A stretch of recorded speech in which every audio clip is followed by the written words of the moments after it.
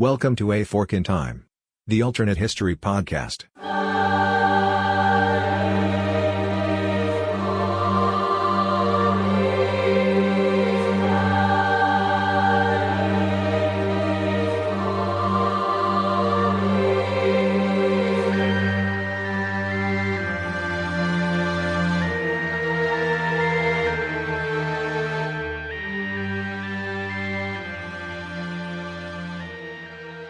Welcome back to A Fork in Time, the alternate history podcast. Don is sitting in the driver's seat host chair today and joined by Eric Bond. Eric, how are you doing this afternoon? I'm doing very nicely, Don. Good.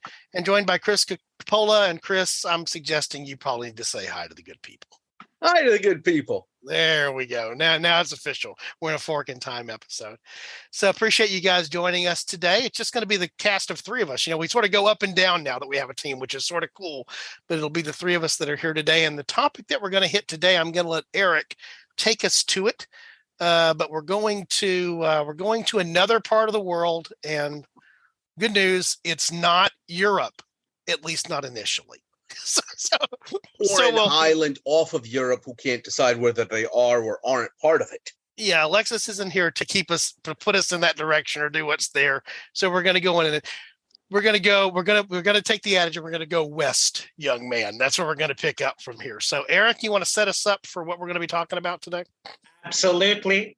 So I know that it's that time of week. We call it Columbus Day. We call it Indigenous Peoples Day. We call it Leif Erikson Day. But you know who we don't talk about? Portugal. And who is the most famous Portuguese explorer of them all? Well, I got to put it down for our good friend Ferdinand Magellan, Portuguese sailor, this time sailing to the Straits of Malacca, the beloved Spice Islands, to increase trade.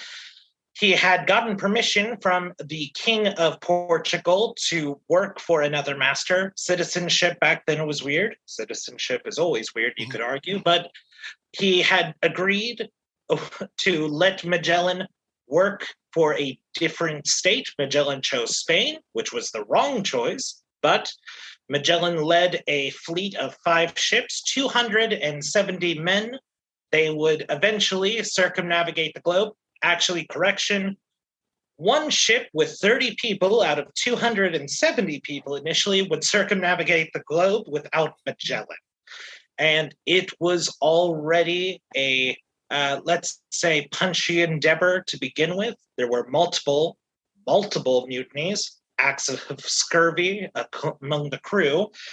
And today's fork, we are going to December of 1519. So this will be the first year of that voyage. After trying a boatswain, Antonio Salomon, for sodomy with a cabin boy, a member of the crew, Captain Cartagena, Mendoza, and Quesada, murder Magellan after the trial and decide to turn the ship back towards Spain. They abandoned the voyage. A lot of the members of the crew had problems with Magellan's leadership because he chose weird paths for the ship to go down, such as going down the coast of Africa in order to get around those. I can't remember the name of it, but it's the southern half of Africa. There is a kind of whirlpool that creates an issue for ships voyaging, if I'm remembering correctly, Chris. We had this discussion. It's basically the Cape of Good Hope. Yeah. Down there. Not to be confused with the Straits of Magellan, which are on the tip of another continent on the south end, so we're talking Magellan, but we're talking Africa at this point, not South America. Right. So because of the end of this trial going badly for sodomy, there will be no Straits of Magellan, is what I'm saying. This completely upends the first circumnavigation of the globe. Magellan is killed before he is killed in our own timeline by what are later called the Philippine Islanders. And that is where we're going to see how the world turns out. The Philippines have been spared a Spanish/Portuguese encounter for at least 10 years, if not more. Okay, and just to put a little bit of a punctuation point on what Eric just said, we often talk about Magellan being the one to circumnavigate the world in the real timeline.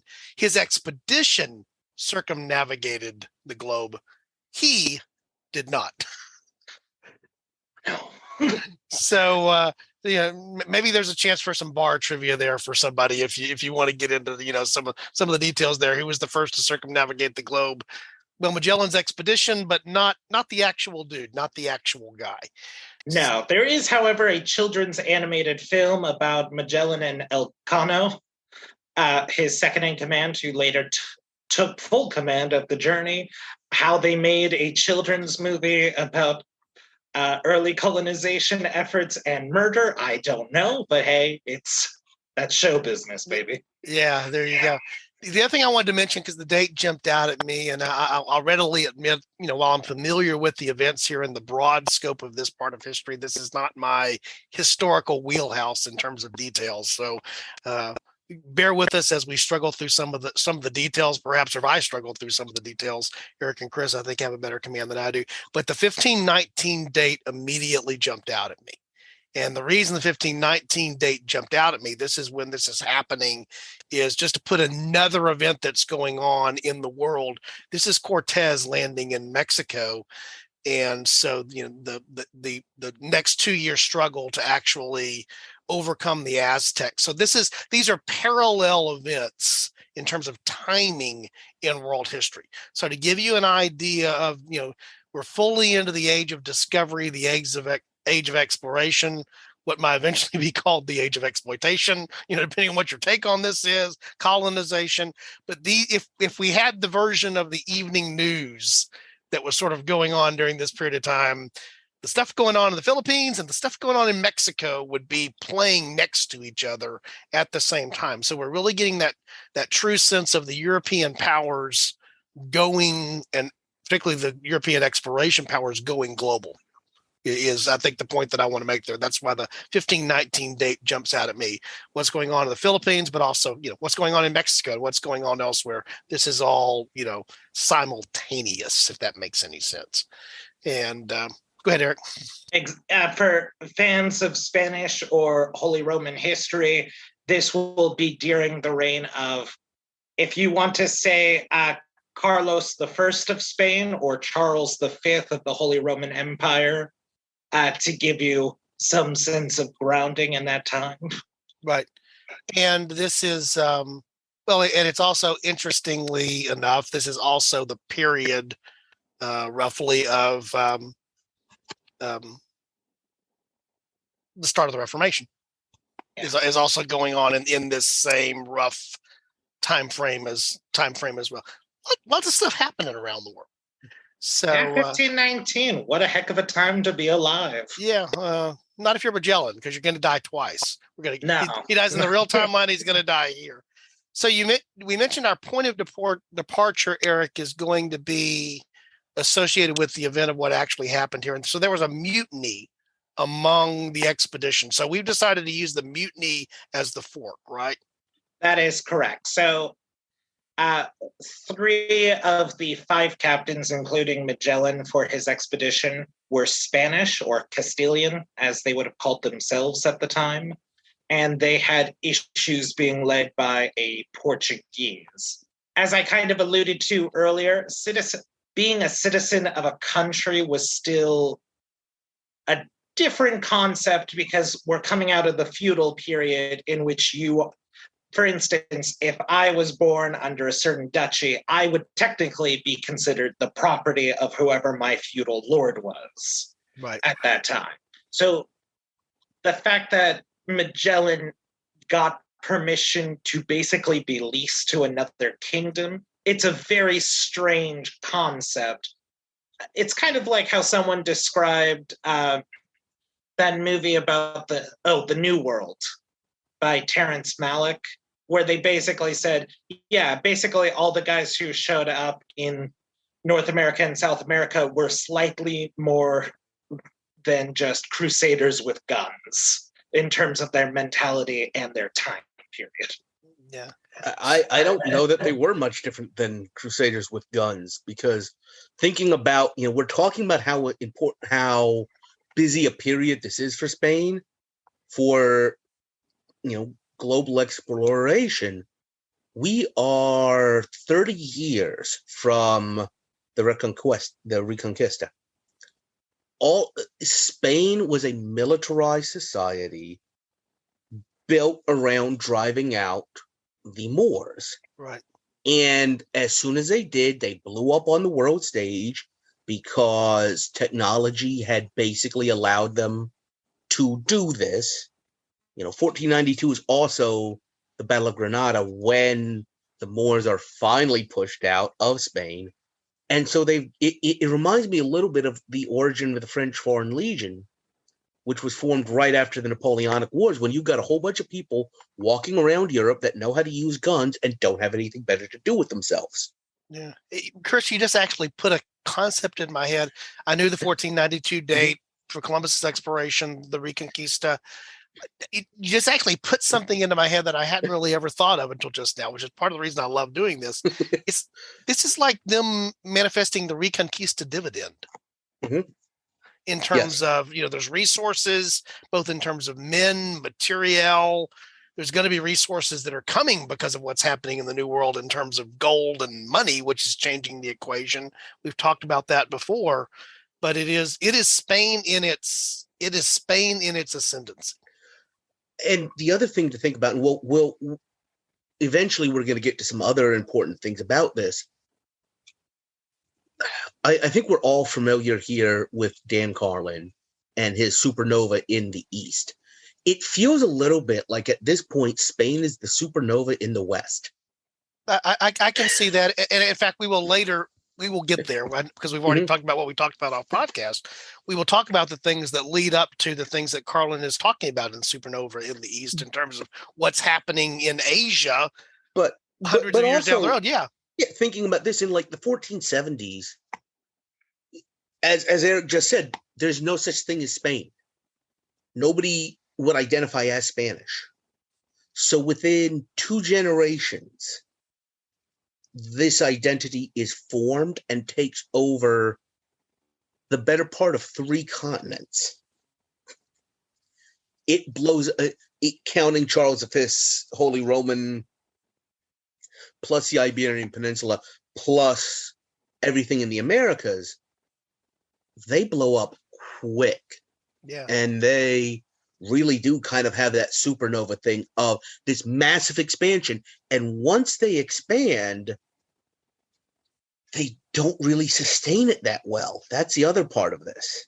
Well, the other thing to think about is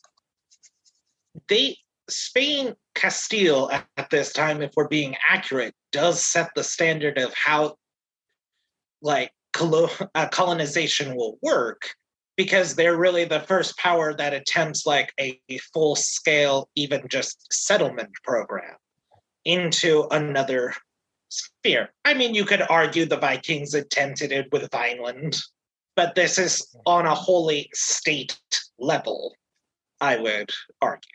In terms of exporting peninsulares to the Americas? Yeah. Okay. And we've talked about this a little bit on other episodes. I'm a little even wondering how much of a colonization effort that was, looking at the proportions of the people that the Spanish Empire largely, yes, they conquered the Aztecs, but then they put them to work in the silver mines.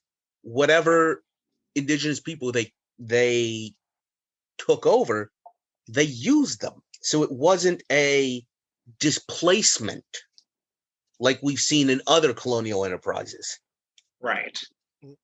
And the other place to do, Alexis and I did a I think an episode on this called Montezuma Reversed, which was it's easy to forget. I actually have, looking over at my bookshelf to the left, some of the things that I have on my bookshelf. It's easy to forget. Yes, this is a result of superior weaponry.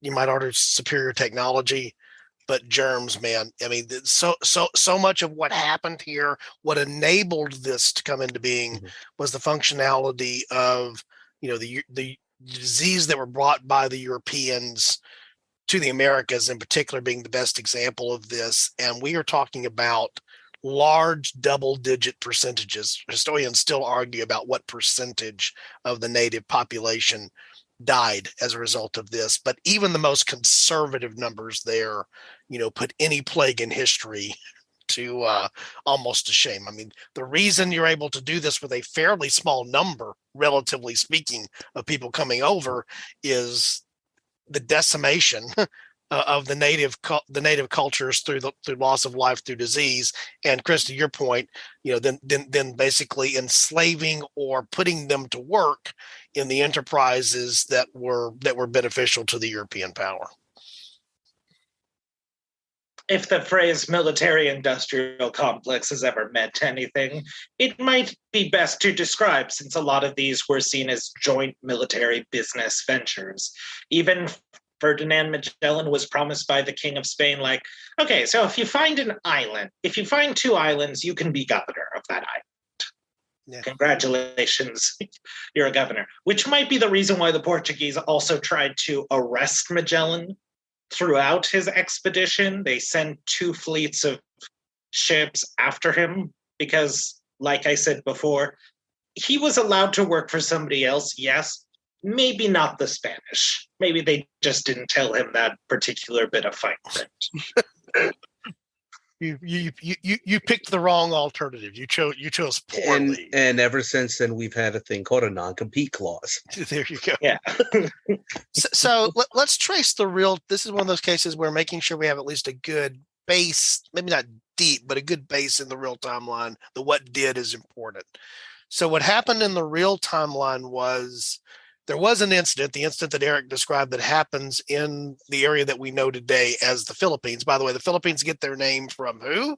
They get their name from Philip, which is they get their name from their Spanish overlord there.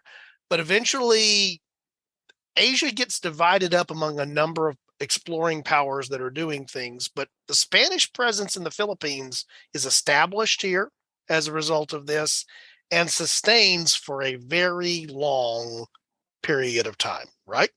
Correct. There really is, there's different incarnations of this, but ultimately we get a Spanish possession, which changes hands in 1898 as a result of the Spanish-American War.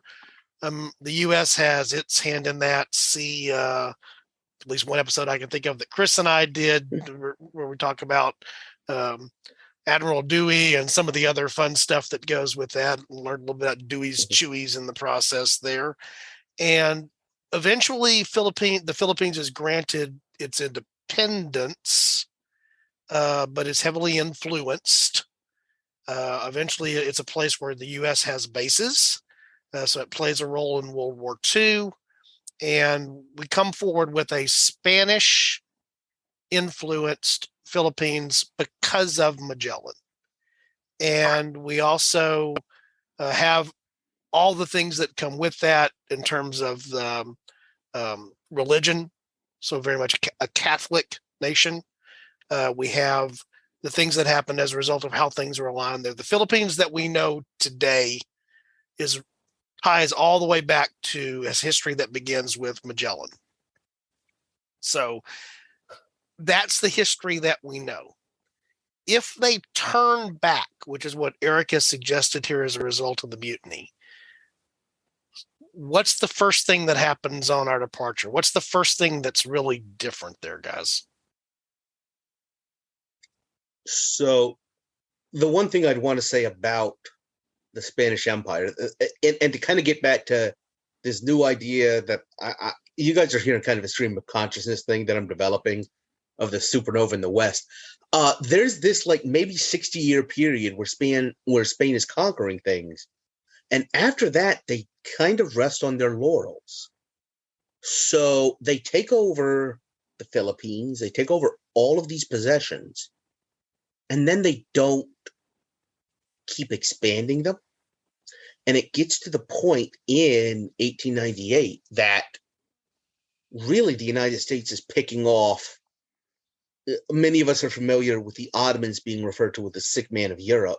The Spanish American possessions or the Spanish Empire is kind of the sick man of everywhere not Europe.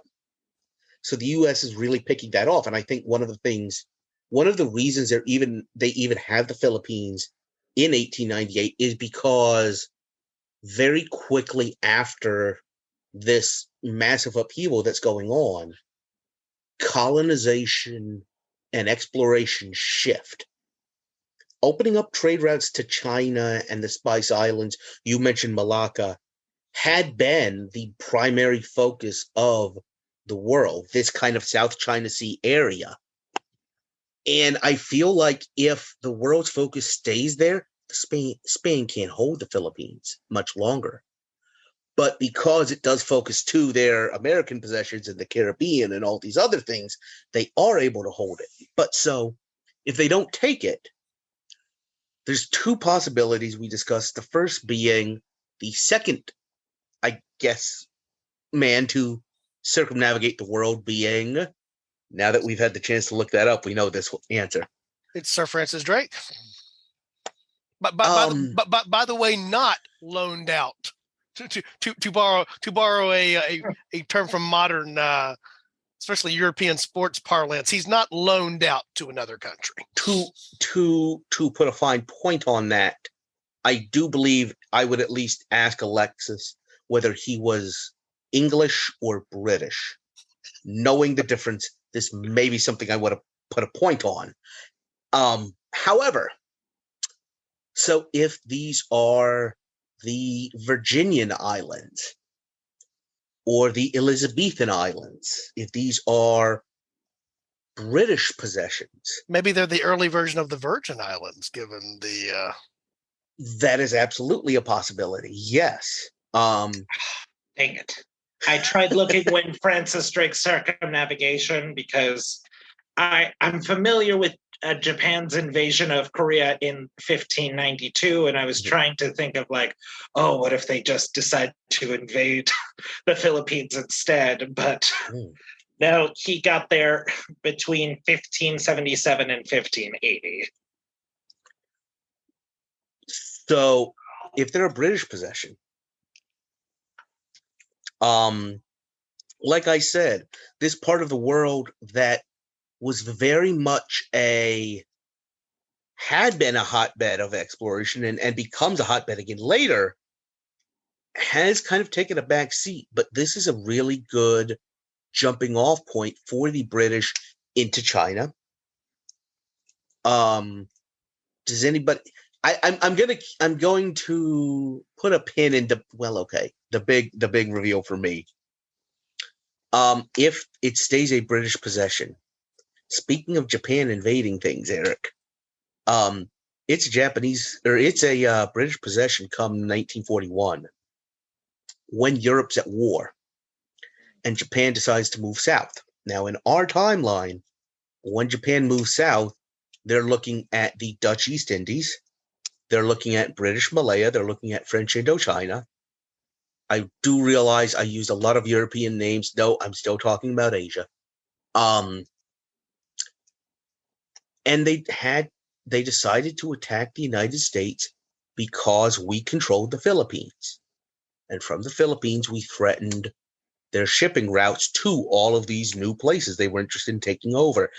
If the British are in the Philippines, there's absolutely no reason for the Japanese to get involved in a war with the United States. They are facing three European powers that are either fighting for their lives or the metropole has already been overrun. These places in our timeline fell very quickly to the Japanese. So I think they can just walk in and take it. And as the other part, the United States doesn't get involved in the war. Or at least as we talked about actually off podcast. And we're probably going to post part of that, not the very first part. We may post part of that for our Patreon folks there to sort of see the discussion that we had offline there. But the other thing that just popped into my head, again, a lot of this is stream of consciousness. This is one of those episodes we've talked around but didn't talk a lot about before we started recording, is that, I can imagine under this scenario, if the British are in possession of whatever the Philippines are going to be called, because they wouldn't have been called the Philippines. They would have been called something else. I like the idea of the New Virgin Islands, but or by the way, if we really wanted to get meta about this, we could have the whole circumstance where Elizabeth marries Philip, and they still become the Philippines. They still become the Philippines in an entirely different way. But the thing that occurs to me there, and of course later will be Captain Cook's exploration and his expedition, the Hawaiian Islands. Mhm. And so I could easily imagine a scenario where if you have a English, British controlled Philippines, I can imagine a scenario where, among other possessions in the Pacific, the English hold on to and maybe do some different things around the Hawaiian Islands. So to your point, even more so, Chris, maybe there's not even American bases or the Hawaiian Islands are not even American possession at that point, because that's all just part of more of the English British sphere in the Pacific for the things that play out over a couple of centuries after Drake's voyage, and subsequently what happens with Cook and what happens with others, where England, in addition to being a power globally, as the empire that they were, is very much more a Pacific power during that period of time for the reasons that you just elucidated there, in terms of the Philippines being, does Hong Kong exist in the same way if the Philippines are a base, for example, to engage with China? I think it does as a entree point to China. I think the role of the Philippines becomes a little bit like the role of Cuba in the United States Caribbean strategy as a shield for Panama. The other thing I would think about is it cannot be lost, the distance between where we're talking and the Hawaiian Islands. We're all familiar. The Pacific, the big ocean. With the Battle of Midway. Yeah. Midway is, while not technically a Hawaiian island, I mean, geologically, it is a Hawaiian island. There's the Hawaiian Ridge, and it's one of the almost mountaintops that peaks out of sea. Right. And it is named Midway because it is midway between San Francisco and, I believe, Tokyo or Japan or the Asian mainland. These are vast distances. And I feel like with British involvement in South China Sea and in China, they would have been interested in exploring, but I don't know if there's the pull to draw the kind of involvement to Hawaii. And the other thing is, I feel like this is just something else that the United States is going to take when the Pacific starts becoming important again. May I suggest a third prong of the fork? Sure. Okay, what if Suleiman the First, also known as Suleiman the Magnificent, decides, you know what, let's go east to explore, since we're unable to use the Indian Ocean just because of the presence of different orders of knights. I believe the Knights of Malta, eventually, though they were based at a different island beforehand. What if they decide, let's also try to get in the game, and then going through the east through their contacts in the Sultanate. Probably using Basra is what you're thinking? Yeah, okay. Through Basra. And then we have an Ottoman Philippines.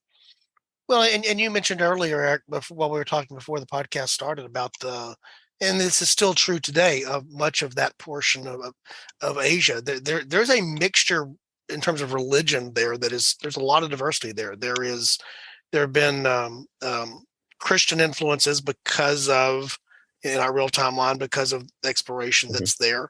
But by the way, both Catholic and Protestant. The Dutch had a role there too, in addition to the to the English, being Protestants, and of course the Spanish being Catholics, and the Portuguese as well. But you have, today you have very strong Islamic presence, Muslim presence throughout. Yeah, the country with the largest Islamic population is Indonesia. Yeah. And so I could certainly see a scenario where, because of not just the economic benefits that would have fallen to the Ottoman Empire, but also the religious aspects of what might have been there and what might have sparked, either preemptive or responsive action to other things that are going on, as the case might be. I think you could easily imagine a scenario where there's a different mix of players in this alternative Asia. Plus, it might save Suleiman a couple of headaches not trying to go after Vienna. If it's like, okay, well, I have this whole other part of the globe essentially to himself, since a lot of the predominant powers in Asia of the time, the Song dynasty, Japan is still in a state of the Sengoku Jidai, which is that civil war period. India is a collection of sultanate and Rajus. These are all fairly, in the Kingdom of Korea, were all fairly insular polities who didn't go after each other, mostly because everybody just wanted to keep to themselves. Now, whether that was a more stable international policy than what was going on in Western Europe, that's up for debate. I would think it's a little bit more of that idea we've been dancing around about the supernova in the West of a militarized state, a state bringing so much of its power to the military sphere that allowed the Europeans to do it. And if I'm thinking about Suleiman, I don't know that he makes it past India. Not from a inability to, but from that's a very tempting target that does have significant Islamic influences from the Mughal Empire. Why am I sailing around this entire subcontinent and ignoring it when it's, as you pointed out, somewhat ripe itself?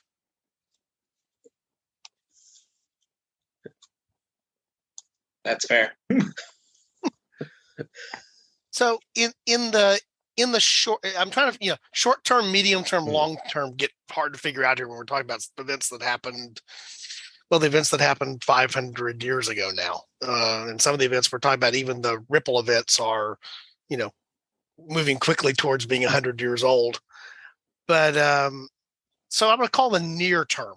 Let's call it the 16th and maybe the 17th century. So the early 1500s. This happens in the 1520ish time frame. Drake is the 1570s if you take the alternative here. So that carries us well into the 1600s. What's different without this Spanish influence in the early part of that, the short term after our fork? I mean, is there anything that is really just so noticeably different that you think it needs to be called out more than maybe we already have? We've talked about, Spain not having the same possession there. Eric has suggested maybe there's more of an independent flair to what the Philippines become in terms of not being, their indigenous rulers, happen because there's no external influence. Is there anything big in that first 200 years that just really jumps out that we haven't already mentioned? I would say Spain doesn't really change all that much with or without the Philippines. They're still going to have runaway inflation. They're still going to be concerned with the Reformation going on in Europe, that it's like they got a Portuguese guy who said, I really, really want to go to the Straits of Malacca. Can I please borrow some ships? But they weren't thinking of it themselves as far as we know, independently of just like, man, I really want to see what's going past South America. To them, it was just like, yeah, I guess, go ahead. If you find some stuff, you can be governor of it. If you don't find some stuff, well, we'll see you when you get back. Is there more clash? Or I think of that period of time as being very much aligned along the axis of where the clash is, partly tied to what's going on with the Reformation as well. I think of it as being England and Spain contesting for a lot of things. That's my simple version in my head. I know it's far more complex than that. Is there anything about changing the column for the Philippines, let's just say, that alters that in a substantial way? Or is it just there's plenty of other things that are shifting around. So that just makes small ripples, small changes. I think there's one thing we talked about our podcast that might be really interesting, and I'm developing it even further now. The Dutch Republic, which is currently breaking away from the Holy Roman Empire, having the whole Dutch Revolution, is in Indonesia today, Dutch East Indies, for some of what we're talking about. There's an island off of China, which may or may not be part of China, which literally drew its name from the Portuguese referring to it as Beautiful Island or Formosa. Most of us probably know it as Taiwan. And so I think without I've kind of said this area turned into a little bit of a imperial backwater, but it's possible that with the Portuguese influence in Formosa, Taiwan, by the way, which also was very important in talking and in providing gunpowder and some other technological advances to Japan, as Eric was just talking about the first period of Western opening with them. There's nothing that says the Philippines have to be a single political entity. They are a group of massive islands. That is true. So a Mindoro, southern Philippines with the Dutch, the northern Philippines being Portuguese, does provide an interesting, possibility that it may wind up in both camps, both Protestant and Catholic, and here they're abutting each other again. I think that has interesting possibilities for even the 30 Years' War. They wound up on different sides of that. Going forward into the Napoleonic Wars, they wound up on different sides of that. And just to throw another thing out there that I find very interesting is you do have China right next door, that the European powers that we talk about having this amazing capacity to fight against each other somehow, a la Boxer Rebellion, always wind up working together when it comes to taking down China. Somebody, if you actually have competition in the South China Sea, somebody's going to make a play for China and bring China as an entity into this. And you say early under that scenario, the fact that it happens and it happens far earlier. If you have a divided Philippines, you have all of these. This is really setting up, like, Charles V's reign sets up a series of European-wide wars that go through to the Napoleonic. But I'm that persnickety person who insists on referring to the French and Indian War as the American front of the 7 Years' War. Yeah. Now, This is Charles V is the beginning of these, with the 30 Years' War, with Spanish secession, Austrian secession, all of these wars, and they all carry over into their colonial possessions. You see this. Cuba has been occupied by the British multiple times because of what you were talking about, Don. The British and the Spanish are constantly fighting each other. So I'm thinking, closing your eyes and imagining, you've got these European backwaters, but they're fighting each other. And you've got a massive polity to the north. I don't see how one of them doesn't call upon that to help them. And what does that do for China's development? Does it preclude the period where the Europeans somehow magically work together to take down China? What does that mean for China's development? Is this another Ike episode where we're going to have to come back to it? Well, I think that it is, and we will in a couple of different ways. One of the things we've talked about, just to give our listeners more of a sense of this, is we want to spend more time exploring this part of the world and this time frame particular. And so, when you've already mentioned China, you've mentioned Japan. there's interesting forks all over the place there that we haven't touched as a podcast now, and approaching 160 episodes that we will come back to. So I think we will find our way back here and find our way back soon for the reasons that we will, because these are things that are we were joking on podcast. I'm not going to do the great reveal. I'm not going to let Chris do it. Chris has already alluded to it. December 7th, 1941 maybe is not a date, that we even think about in the way that we do now, because if you erase Magellan just in a different way, we're still killing Magellan, no matter, to borrow that Bill O'Reilly, we're killing Magellan here. We're just doing it in a different way. But by the way, how many of his killing center around this period too? Or the period where I jumped to, but yeah.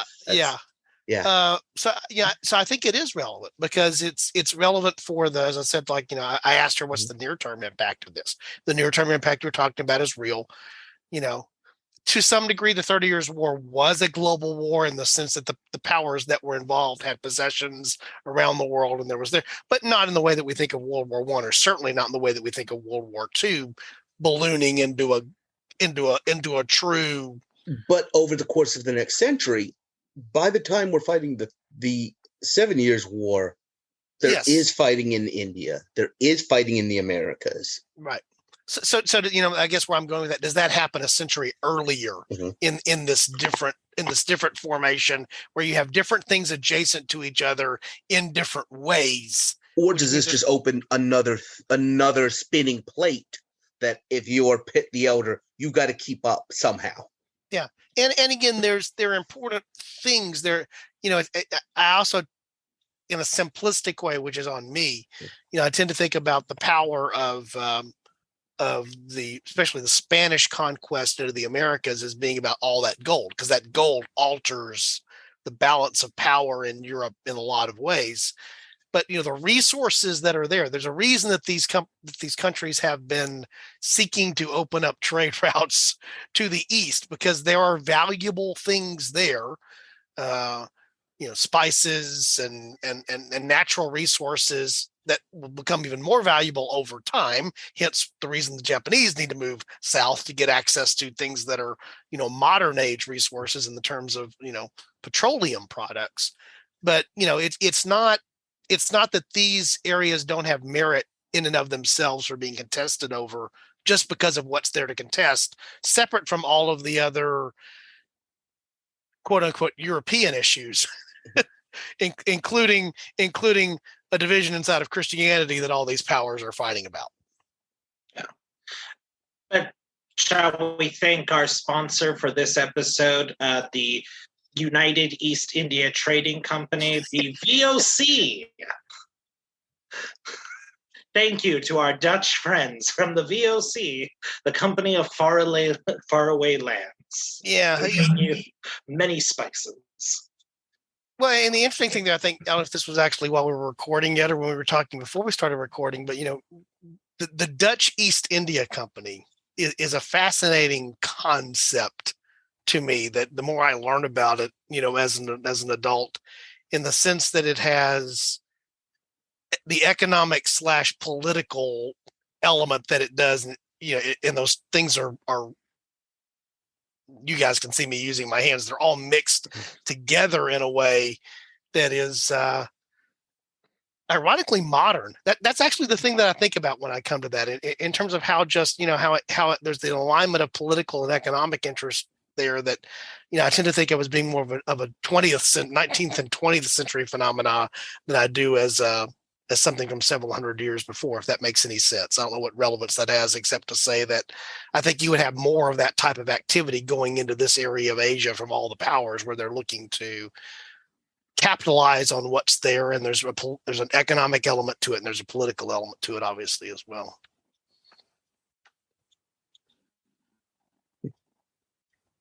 So, Chris, did we prevent a world war here somehow still? No. I know we can't. I know. Well, by the way, there's which one? There's one, there's two, there's the 7 Years' War, which I just got done saying should have been considered a world war. There's all of these other tiny little, there's Austrian secession, Spanish secession, all of these other wars, which, by the way, we just said might have turned into world wars with multiple theaters. Please define your terms. What I have come more and more, particularly in the last decade, is in my own mind, I don't think of the Great War and World War II as being separate conflicts. I think of them as being a continuous stream of conflicts that were a continuous conflict that was interrupted by some fairly long periods of ceasefires and armistice for part of the theater of operations, because it wasn't for everybody during that period of time. And when you really think about the 30 Years' War, it's also really interesting because you do have entire theaters shutting down and people changing sides. Everything you do see in I guess the second 30 Years' War. There's a concept. May I quote you guys something from the governor of the Dutch East India Company? Absolutely.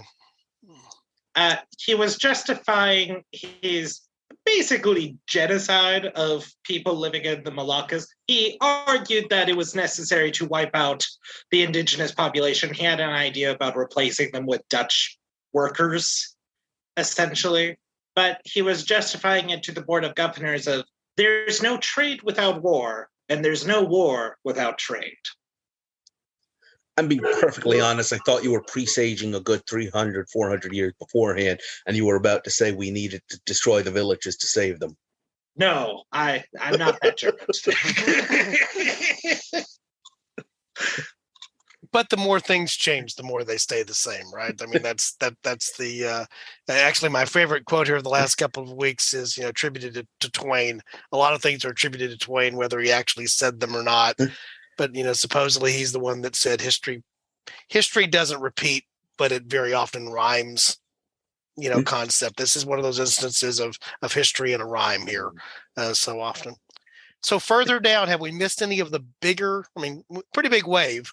In terms of the ripple there, in terms of changing maybe the precursor to what we know as World War II, or the second phase of the whatever we have. We'll continue to use the appropriate names, I guess, just to keep our listeners straight. But any other big things that we missed here that were the ripples? No shoe collection in the Philippines. Yeah, presidential palace. Okay, we potentially would lose the Marcos influence on fashion in the 80s, and I guess that was in the 80s that happened there. And the Philippines have long been what's the word I'm looking for here? They were a hotbed of revolution in a lot of instances all the way through it. In your mind, Chris, is you talked about the fact that we think of them as being one unified. They're islands. They're a set of islands, a number of islands. It's possible that the way that we draw the map today, they're not even under one big. They're not all the same color on the map. Right. This may be the divided element as well. So, right, we may have a different. Again, what we call the modern Philippines might be a different political entity or set of entities, as the case might be. The other thing that ran into my head, this is really far afar, was I've been reading a lot more and thinking a lot more, particularly about South American history in the 19th century. And so the first thing I start going to is, is there some Asian version of a Bolivar here, that's able to unite some of these different nations, or if they have a different history, are they able to be united either because of language or culture in a way that you might see the emergence of some type of, larger political entity that comes to become a union out of some of these reshuffled, redivided parts of Asia, either as a result of China's influence or response to China, or whatever the case might be there. Could we have something that looks like a larger entity politically that exists over in Asia because of a change here? I don't think so, and I'll say why. If you hear about Americans' view of Vietnam, where we expected the Chinese communists to be helping out the Vietnamese communists, it completely ignores all of the history of Anand and Tonkin. the European involvement in this area is a lot more surface, is a lot thinner on the ground than it is in South America. In South America and in Latin America, the Spanish came in and they largely were somewhat successful in subsuming the local cultures and merging it into something else. That did not happen at all in East Asia whatsoever. So when you look at when the British leave, there's immediately communal violence in India. When you look at when the French leave, there's communal violence in Indochina. When these European powers leave, like like you're talking about in Spanish South America, leaving's not quite the appropriate word. Actually, I think it's a very interesting concept of when the metropole gets taken over, because that is what triggers a lot of what's going on in Bolivar's generation when Napoleon takes over Spain, when Hitler takes over France, the Netherlands, and these other European powers. There isn't the people there still remember that they hate the people on the other islands. Yeah, to me, this is one of the lessons of history, and I know we've gone far afield here of what we started with. It seems like an odd place. We spent very little time talking about Magellan, although all of this flows from what happens as a result. Or Argentina. When was the last time we mentioned Argentina in this entire episode? In the entire history of the podcast, we may have only mentioned them in passing a couple of times. But it is that sense of what's the word I'm trying to look for here? It is that sense of, one of the things I'm struck by is I mentioned lines on a map or colors on the map, the things that are grouped together, is that, that is a very Western way of looking at things in terms of how the Western powers, European powers, historically over time have imposed lines on maps that had nothing to do with what the natural boundaries were. In some cases geographically, in other cases culturally, religiously, or otherwise, where it's, why are these all one country? Well, because somebody sitting 3,000 miles away drew a map and didn't realize who was inside the boundary, kind of thing. Kind of like how we impose our ideas of, well, Ferdinand Magellan was a citizen of Portugal, but if you asked him, he would say, what's Portugal? Or his captains, what's Spain? We even draw lines on our own ancestors that they wouldn't recognize either. Or more so, in reference to what tomorrow is, Columbus Day. Where was Columbus? Would Columbus have identified? Columbus wasn't Italian. He would not have identified as Italian. Today, people from the same town he is from might identify as Italian. It's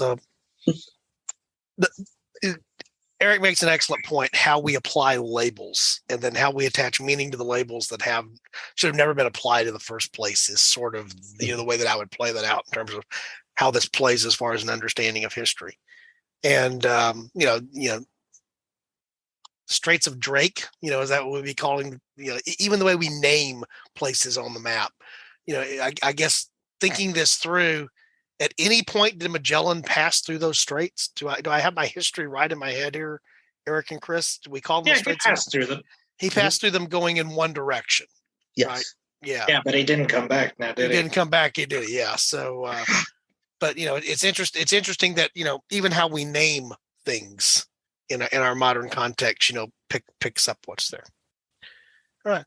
Eric, you suggested this topic. This was a good one.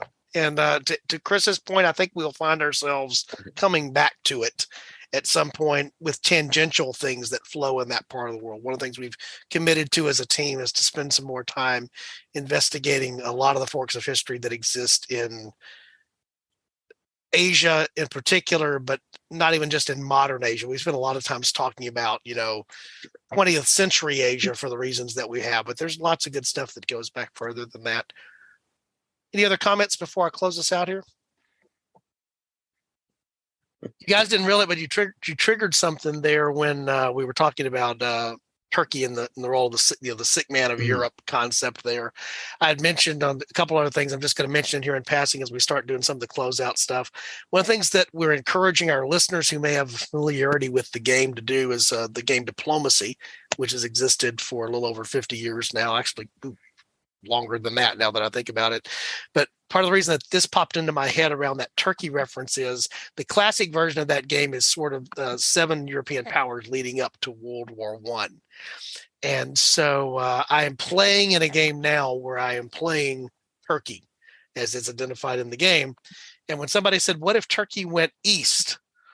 Well, the problem is on that map and in that game, that's not an option for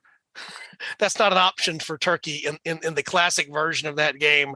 The first 2 countries you come into conflict with are Russia to your north and the Balkans, which are basically left open and are an area to fight over, and where you're going to encounter either the Italians or the Austrians as you work into that space. But I just mentioned that because we're still encouraging our listeners to have an interest in that game, maybe a familiarity with it. By the way, if you don't have a familiarity with it, go to the website. There's a couple of pages there. You can see the links to where we're playing those games and come and join us. Now, this is a chance to play through at least that one historical scenario, which is the classic scenario of that game, which is the events leading up to World War I. But there are a number of variants that also exist where Turkey could go east.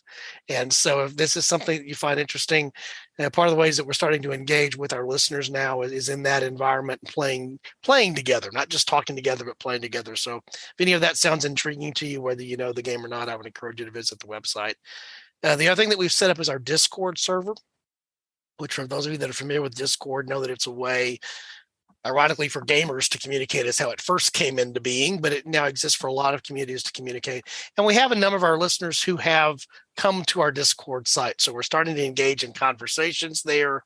We're doing some topical suggestions that are coming there, discussion of topics, feedback on episodes. So if you haven't found us yet on Discord, you may not visit there frequently, but I would encourage you to do that. There's some good discussion going on there. We have some very, very, very intelligent, witty, informed, funny listeners. And so the chance to interact with them as we've had the chance to do so in various means over time is something that we could all enjoy. So and invite you to our Discord server. We'll be coming up here soon, sort of teasing some future episodes, coming back to our Living Constitution series. We'll be setting up the next set of recordings with our guest, Bo Breslin there. So that's an exciting part of what's going on with what's happening there and just all kinds of other stuff. Again, I encourage you to visit the website.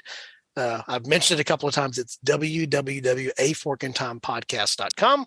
And there's all kinds of links to use podcast ease in the show notes if you want to go there.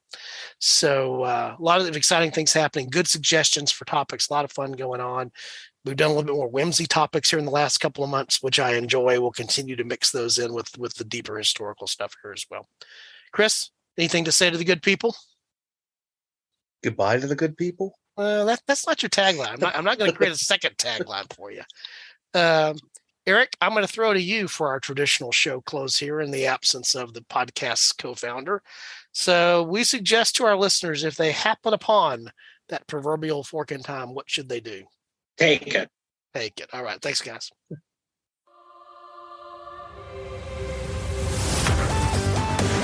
Thanks for listening to A Fork in Time, the alternate history podcast.